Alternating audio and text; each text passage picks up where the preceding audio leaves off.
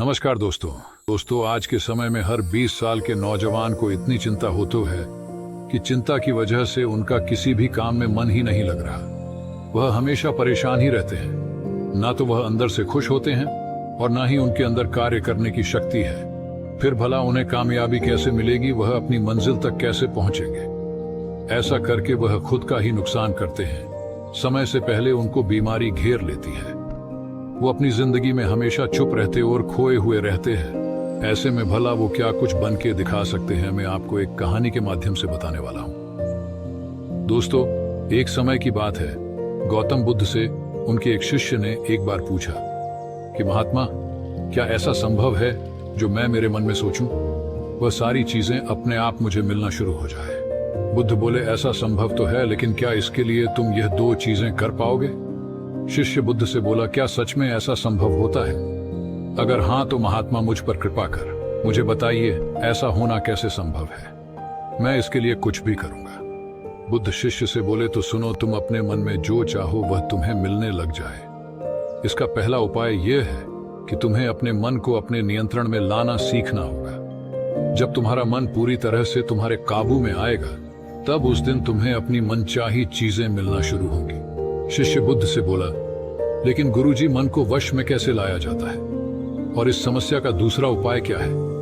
बुद्ध शिष्य से कहते हैं, मन को वश में लाने का सबसे पहला और महत्वपूर्ण उपाय अपनी इंद्रियों को संयमित करना होता है। तुम्हारी पांचों इंद्रियां जब तुम्हारे वश में होंगी, तभी तुम अपने मन को वश में करने में कामयाब हो पाओगे। नहीं तो कभी मान को काबू नहीं कर पाओगे। शिष्य कहता है, हे गुरुदेव, आप कहते हो कि इंद्रियों को काबू में करने से हमारा मन हमारे काबू में आएगा और फिर जो मैं मेरे मन में सोचूं वह चीज मुझे मिलने लगेगी। लेकिन गुरुदेव, इंद्रियां तो मेरे काबू में है। मैं जैसे चाहूं वैसे अपने हाथों को, आंखों को हिला सकता हूं। फिर मुझे जो चाहे वो चीजें क्यों नहीं मिल पाती है? इस पर बुद्ध अपने शिष्यों से कहते हैं, बालक, तुम अपनी पांचों इंद्रियों की क्रिया के बारे में अपने मन में विचार कर रहे हो, लेकिन अपनी पांचों इंद्रियों को अपने काबू में रखने का असली अर्थ यह है कि तुम्हें किसी भी भौतिक चीज का मोह नहीं रहना, अर्थात भौतिक चीजों की इच्छा न करना।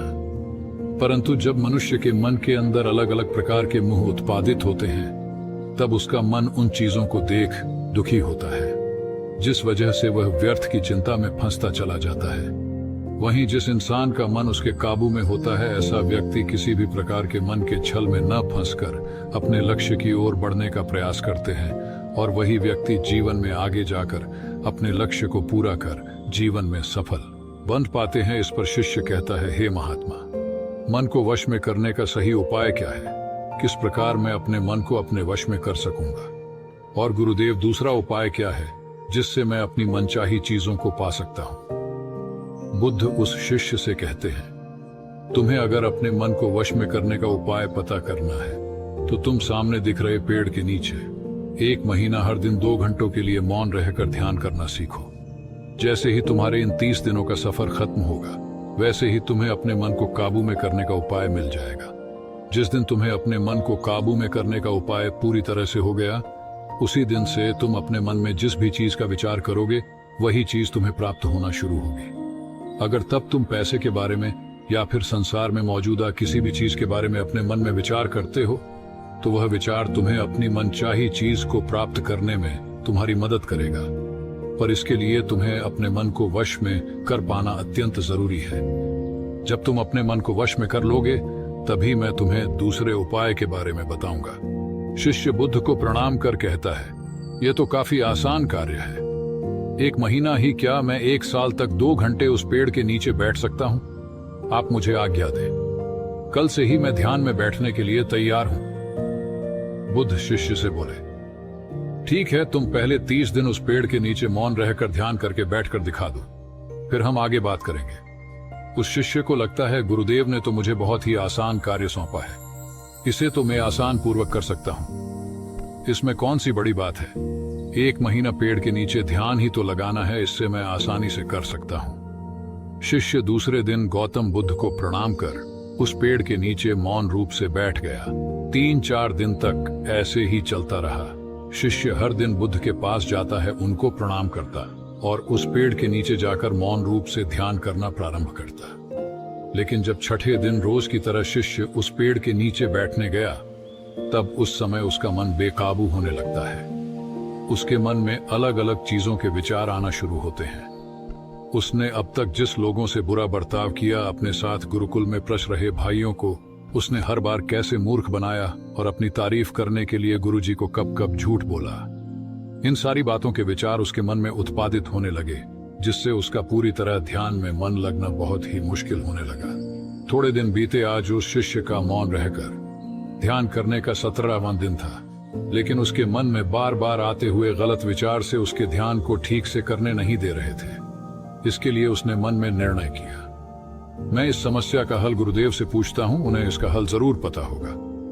वे दिन उसके मुंह पर आ रहे भाव देखकर बुद्ध पहले ही समझ चुके थे कि आज यह सिर्फ प्रणाम करने नहीं है, अपितु किसी समस्या का हल पूछने आया है। शिष्य बुद्ध के पास जाता है और कहता है, हे महात्मा, आपके बताए अनुसार मैं हर रोज 17 दिनों से उस पेड़ के नीचे ध्यान लगाने बैठ जाता हूं। शुरुआती दिनों में मैं जब ध्यान लगाने बैठता था, जब मेरा मन पूरी तरह लगता था, लेकिन अब उस पेड़ के नीचे जब मैं अपना ध्यान लगाने बैठ जाता हूं, तब मेरा ध्यान अच्छे से नहीं लग पाता। मेरे मन में अलग अलग प्रकार के विचार आते हैं। जो विचार मुझे आते हैं, उनके बारे में सोचकर मुझे अपनी सोच के ऊपर गुस्सा आने लगता है। मैंने अपने गुरु भाइयों के साथ कितना गलत किया, कितनी ही बार मैंने आपसे प्रशंसा के खातिर झूठ बोला। इन सभी गलत और विचार मुझे अंदर से दुखी करते हैं और मेरा ध्यान टूट जाता है। मैं सोचने लगता हूं कि मैं कितना गलत था, जिसकी वजह से मेरा ध्यान पर मन लगना तो दूर में ध्यान करते समय इन्हीं विचारों से जूझता रहता हूं। हे महात्मा, मुझ पर कृपा करें और मुझे इन गलत विचारों को अपने मन से पूरी तरह खत्म करने में सहायता कीजिए।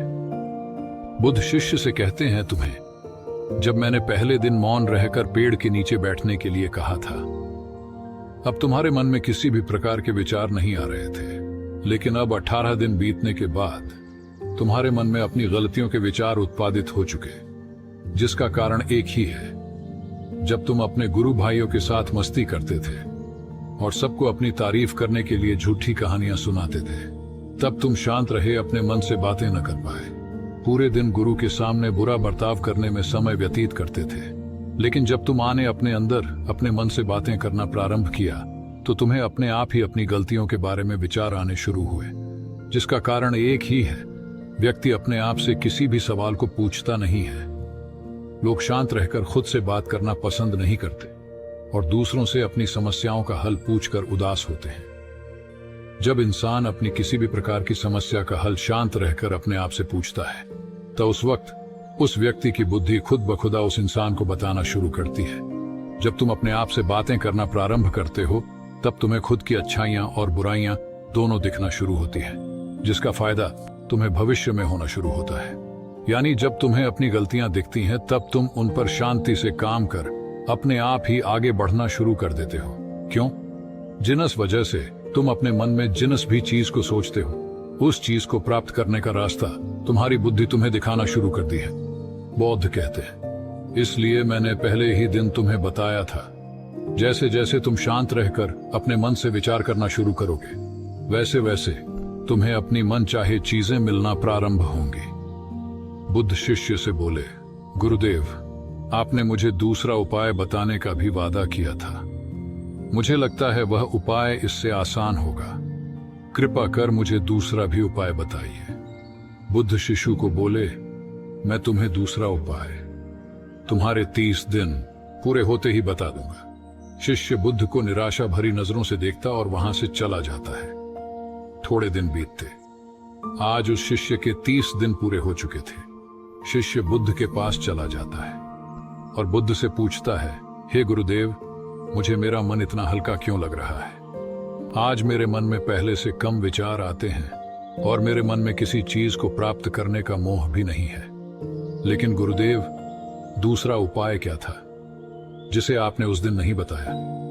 बुद्ध शिष्यों से कहते हैं, दूसरा उपाय था ही नहीं, बस मैंने तो तुम्हें इसलिए दूसरे उपाय के बारे में बताया था क्योंकि तुम ध्यान के इस 30 दिन में भटक ना जाओ। तुम अपने ध्यान के इन दिनों पूरी तरह से खत्म कर पाओ, जिससे तुम्हें अपने अंदर की आवाज को पहचानने में मदद हो और तुम जान सको कि ऐसा संभव जरूर है कि जो तुम चाहो वह तुम्हें मिल सकता है। लेकिन अपने मन को वश में करने के बाद इसके रास्ते और भी ज्यादा आसान हो जाते हैं।